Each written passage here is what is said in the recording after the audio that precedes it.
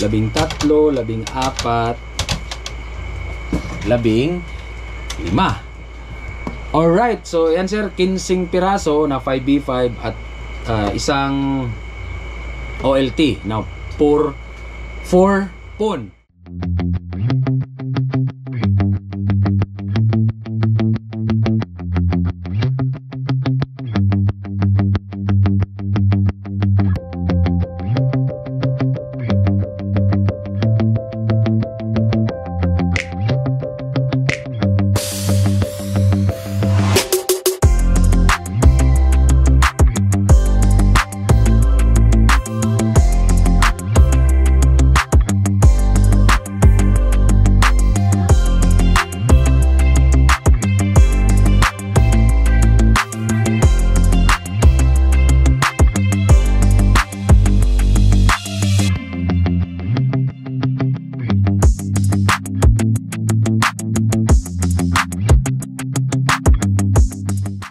Hello, good morning. Welcome back sa ating panibagong vlog, no? At panibagong video. So, on this morning, it's Monday morning, January 20, 2025. Kakagising ko lang, tamang-tama, ay i-deliver na natin to kay repeat client natin. So, pag sinabing repeat client, nagugustuhan yung mga serbisyo natin at yung mga kalidad o quality ng materials na ginagamit natin.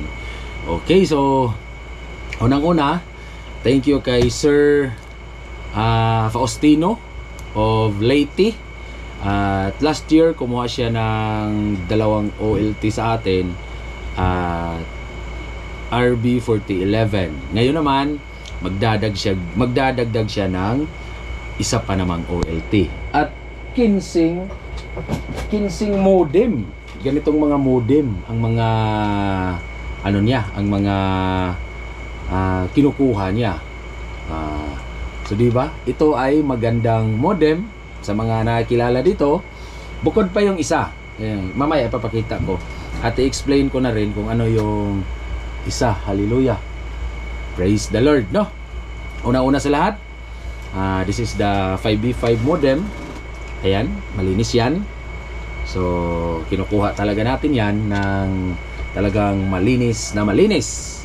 Okay, so kayo na pong bahala. Pwede kayo maglagay ng mga stickers dyan sa likod at dito sa harap kung sa inyo na talaga. Okay, andyan si Bibi. Praise the Lord. Hallelujah. Praise the Lord. So, Bi, go to mami muna, Bi. Kasi magbablog si Daddy. Okay, so tuloy tayo, no. Unang-una sa lahat, pasalamatan natin ang ating poong may kapal, Lord Jesus.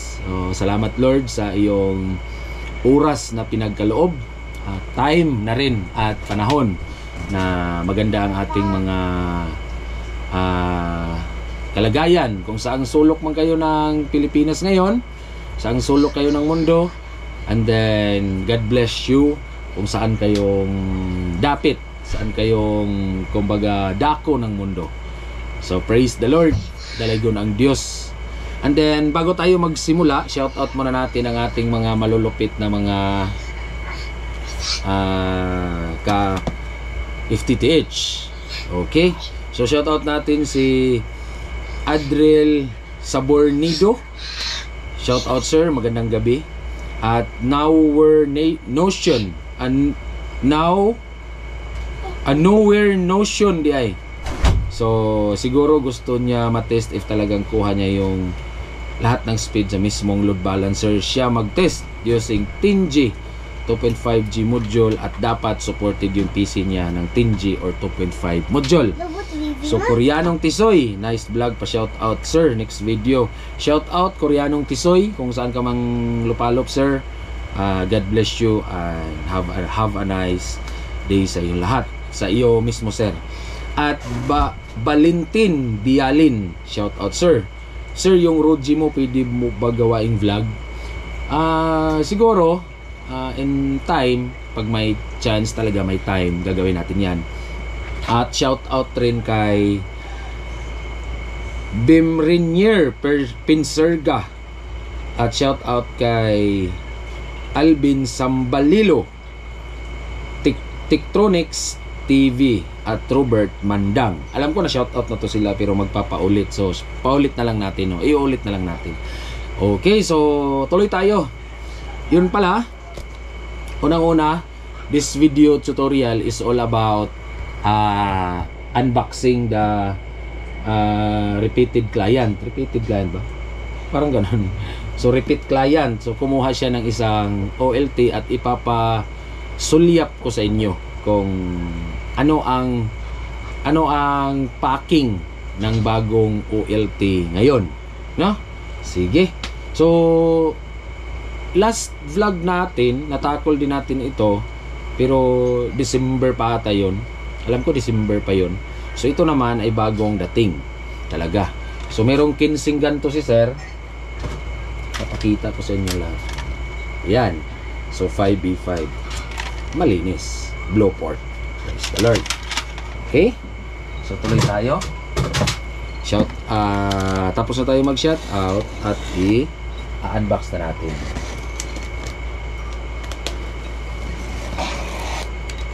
Okay.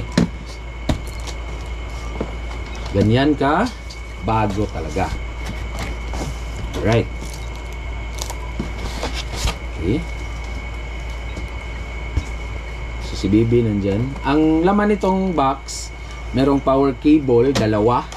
Kasi dual AC yung ginagamit natin. Isa at isa pa, dalawa. Tapos, sa mga baguhan, itong dilaw na to, stripe green at yellow, ito ay grounding. Sa mga electrical standard code, ito yung color code ng talagang grounding cable. Pure copper din to.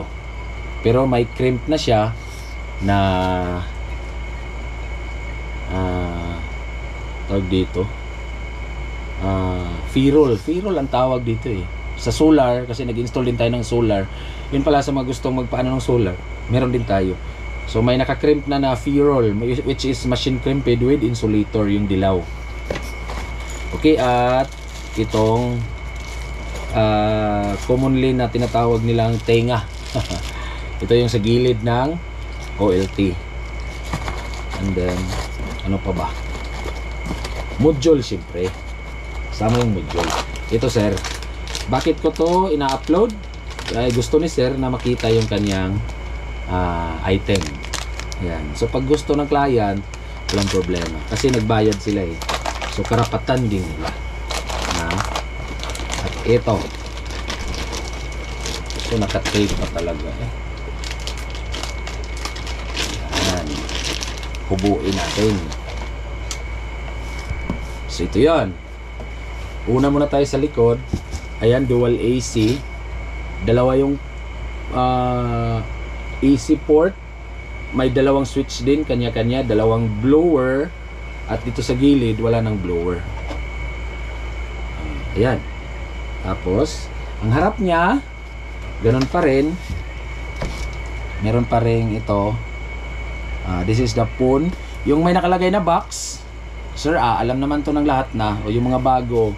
Yung may nakalagay na box na square yung numbers. Yan yung from 1 to 3, 4. Yan yung pang phone. Diyan sinasaksak ito. Itong phone. Ayan, 4 na phone. Tapos, ito pala gusto kong ipaalam sa lahat. Ito yung i-highlight ko pala. Gusto ko ipaalam sa lahat na itong 10G port niya hindi gagana. Siguro may kinakalikot sa ilalim, pero wala akong time muna sa ngayon. Pero na-try ko using machine crimped din na 10G SFP uplink cable, yung tinatawag nilang AOC cable. Ayaw gumana eh. Trinay ko sa 2016 at 2116 to 116, ayaw gumana dito sa akin. So siguro may inaano sa ilalim, pero ang mga GE port naman na naka RG45 ay okay naman, wala namang problema.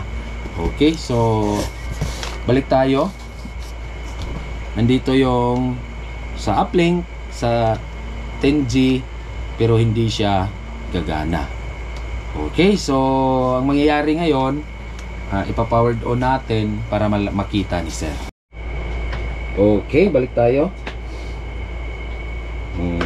Saksak na natin. Okay.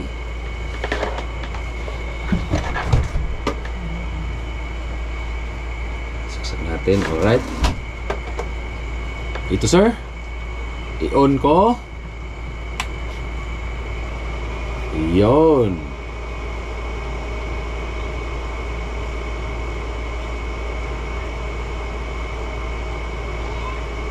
Ayan, naka-on na.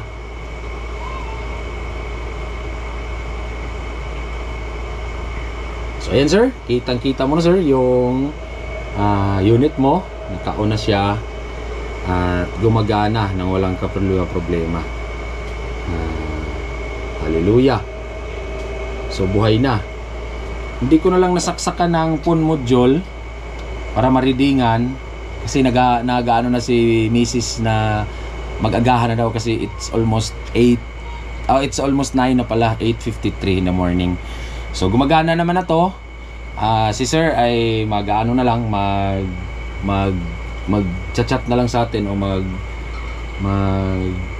PPM kung hindi gagana yung phone module. Pero alam ko gagana na to eh. Kasi naka-box siya. Okay, hallelujah. So ito tayo. Gumana yung ano mo sir. At dito tayo sa modem mo. So, 1, 2, 3, 4, 5.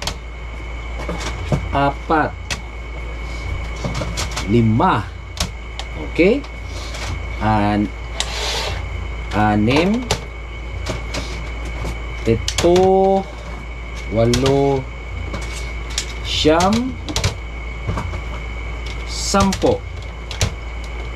Okay? 11, 12,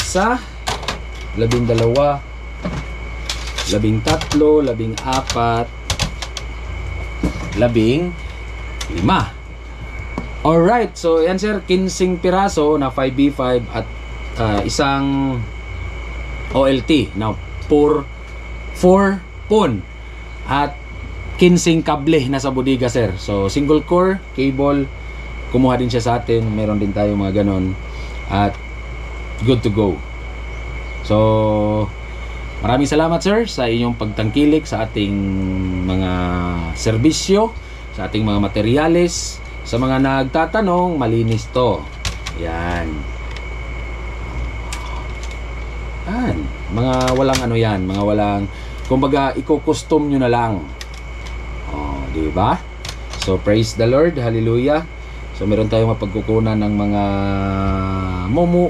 mumurahin na mga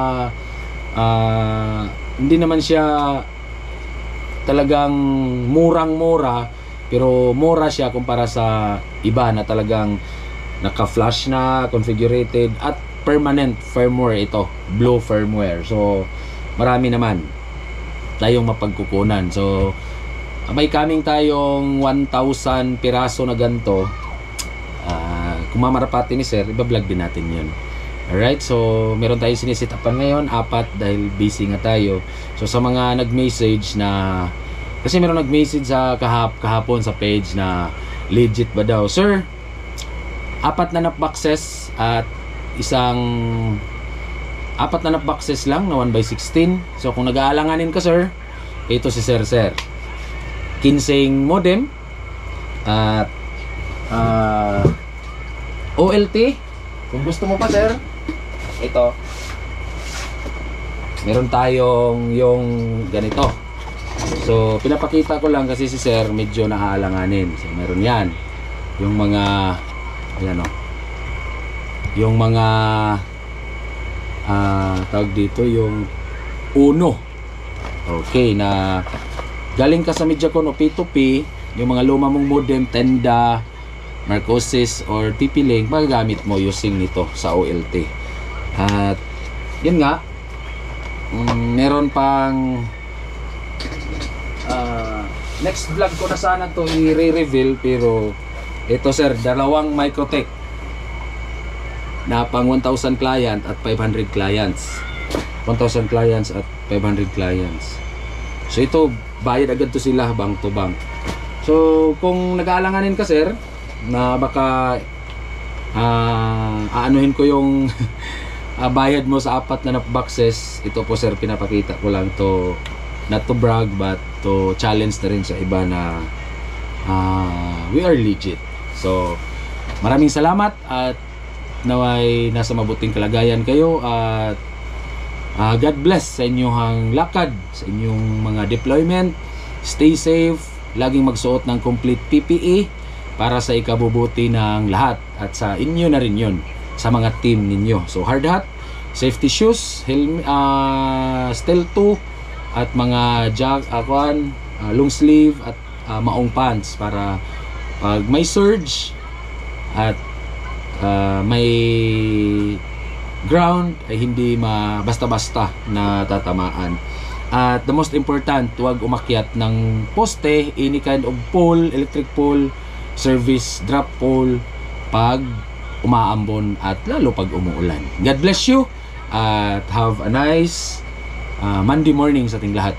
At see you in the next video.